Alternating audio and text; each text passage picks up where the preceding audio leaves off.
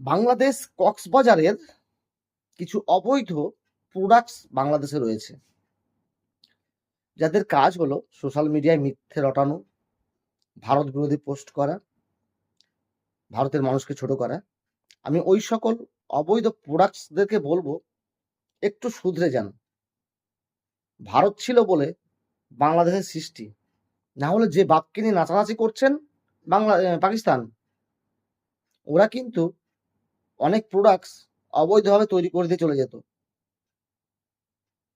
যেভাবে হয়েছেন আপনারা।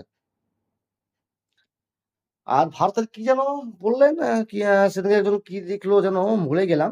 যে ভারতের কি একটা ধ্বংস হচ্ছে, হ্যাঁ রাফায়েল। রাফায়েল সম্বন্ধে জ্ঞান আছে? রাফায়েল যে ধ্বংস করেছেন বলছেন, তো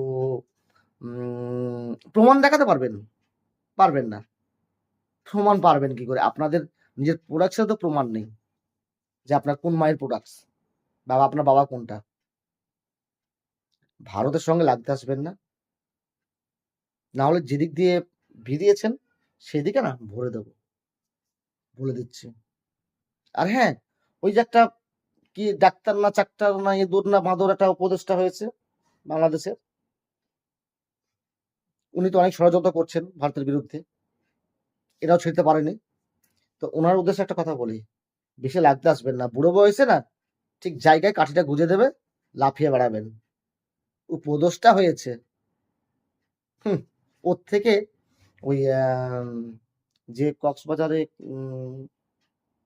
কিছু কিছু বৃদ্ধা রয়েছে তাদের বুদ্ধি অনেক বেশি।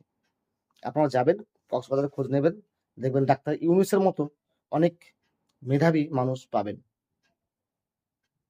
ঠিক আছে? ভালো থাকবেন। কক্সবাজারের প্রোডাক্টস গুলো